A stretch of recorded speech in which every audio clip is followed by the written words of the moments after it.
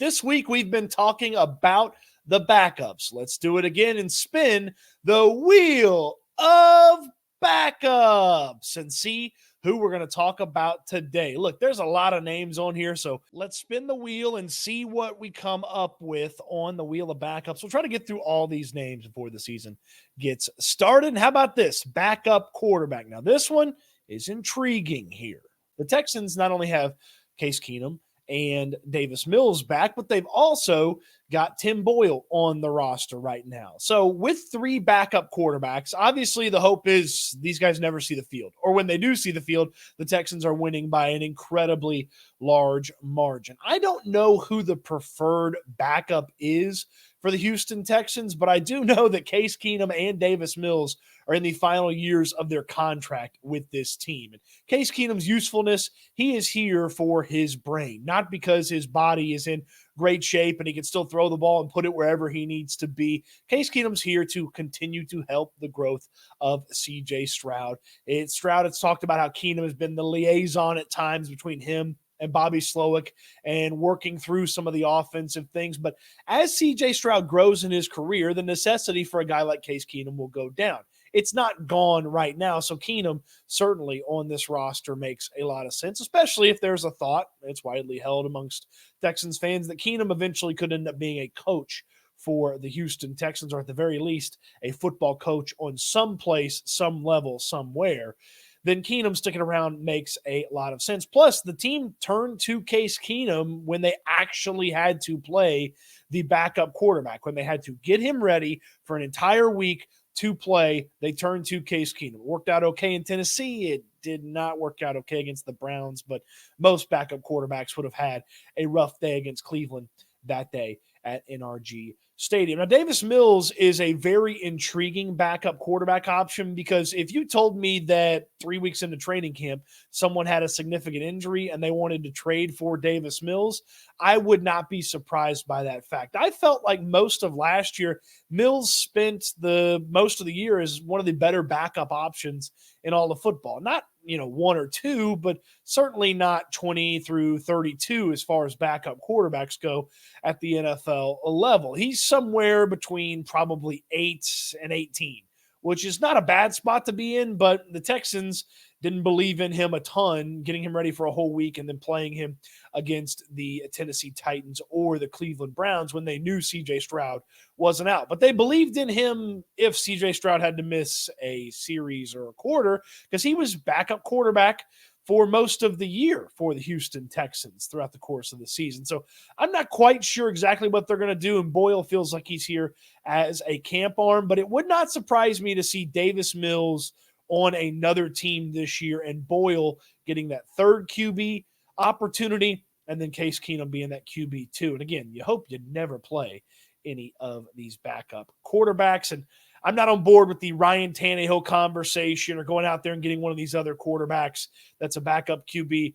They've got guys to choose from that know the system, that are familiar with the system, that can operate, and maybe even with the advanced amount of weapons on offense, if C.J. Stroud, knocking on wood as hard as I can without hurting my hand, if C.J. Stroud had to miss a couple of weeks, maybe Case Keenum or even Davis Mills could get you, let's say, a 500 record in 2 weeks that C.J. Stroud is down, which is what the Texans were actually able to do last year. So backup quarterback coming off of the wheel of backups.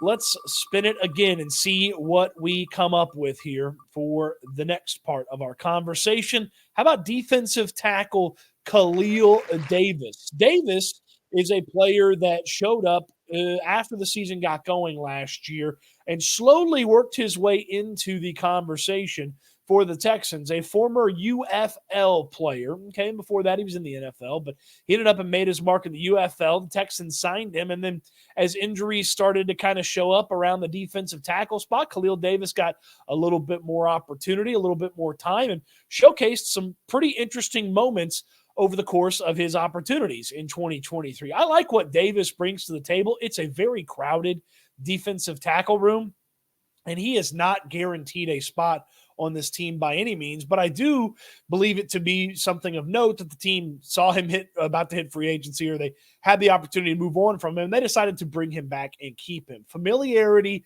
with the defense is going to help him versus some of these other guys who aren't as familiar with the defense. And he's got a little pass rush juice to him, a little violent at the point of attack. I like what Khil Davis brings to the table. I'm not quite sure. I haven't quite figured out how many defensive tackles this team is going to keep, but Khil Davis certainly is in the conversation for a spot on the depth chart as far as these defensive tackles go. I don't know that they're going to have a designated, designed couple of starters at defensive tackle. It may just be picking and choosing which player in which moment makes the most sense. And Khil Davis, certainly with the pass rush prowess that he showcased a couple of times last year, still a young player, still growth to get out of him as a young player. There might be something there for Khil Davis, and there might be an opportunity for him to make this roster. And defensive tackle backups, with the way that the Texans like to rotate their defensive linemen and get situational with some of the matchups, Khil Davis, you can do a whole lot worse than him being in your defensive tackle situation. Let's spin the wheel again and see what we come up with. So backup quarterback Khil Davis in the books. Are we going to go to a defensive back? It's choosing between two. Okay, Mike Ford. Mike Ford. If you don't know who Mike Ford is, he is a player that the Texans signed to primarily be a special teams ace, and he previously played cornerback for the Cleveland Browns. Now, Ford and his contract is something that I've got to look up off the top of my head because there's a lot of competition. Okay, there's a lot of competition with the special teams ace position for this Texans team. And there's a lot of competition at defensive back as well. Ford's 28. He's going to turn 29 this year. And he signed a 2-year, $4.5 million deal with $1 million signing bonus and $1.5 million guaranteed. So it wouldn't be great if Mike Ford was only in camp for training camp and mini camp and OTAs, and then you had to write him a $2.5 million check to make him go away because you didn't like him. But a special teams ace like him, who's played a lot of special teams, the Texans have given themselves options when it comes to figuring out how important that special teams unit is going to be. Remember, the kickoff rules have changed, and they need a totally different setup than what they previously have had from kickoff standpoints. I mean, D'Amico Ryans has talked about how you're going to have to mix and match body types and skill sets because some players are going to need to set the edge. Some players are going to need to go out there and be speedy to chase down guys who break it out there. You're going to need guys who have special teams experience, rushing down the field, getting past defenders as a gunner, trying to cover punts. That's going to be applicable to kickoffs now. And then, of course, the Texans have had some really good punt coverage units under special teams coordinator Frank Ross. Ford is a guy that is fighting for a spot there. And he's really kind of fighting for a backup cornerback spot as well, because I don't believe that the loser of Jeff Okudah and C.J. Henderson is going to make this roster. So if it's Derek Stingley at cornerback 1 and, say, Kamari Lassiter or Henderson, C.J. Henderson at cornerback 2, then I would think Okudah is an odd man out. He gets shown the door, and then your cornerback room is something like Stingley, Lassiter, Henderson, Desmond King, and then that's when you start thinking about a guy like, say, Mike Ford, a guy like D'Angelo Ross, a guy like Chris Boyd, players like that who are depth pieces who you don't really want to see them on the field in the position that they're listed at, but they can go out there and make some noise on special teams, and Ford is certainly one of those guys. Let's spin the wheel again and see if we can get another fun name to talk about here in the wheel of backups. Okay, Ben Skoranek, the wide receiver that the Texans traded for from the LA Rams. Sent a late round pick, got Ben Skoranek and a later round pick. And Skoranek, to me, is the ultimate measuring stick for the wide receiver room. I've likened him to a gatekeeper in the UFC, if you're a mixed martial arts fan. That gatekeeper fighter, he's entertaining, he's tough, he's never going to be the champion, but you like to kind of have the young guys go and test their mettle against him. And if they can get past him, then they can kind of continue their ascent to stardom. That's kind of where I feel like with Ben Skoranek is he's a player that is on the Texans to showcase the level of special teams excellence that you need to have and the level of wide receiver acumen that you need to have. He's never been a super productive wide receiver. He's also never been a super heavily used wide receiver, but he's physical, he's tough, he's got blocking prowess, and he is a special teams demon. You'll notice a lot as we talk about these backups, we will talk about special teams usefulness, and it's more important than ever to have special teams usefulness if you are a depth piece at a position. Certainly when you would think that the Texans don't really want to use Nico Collins or Tank Dell or Stefon Diggs on special teams,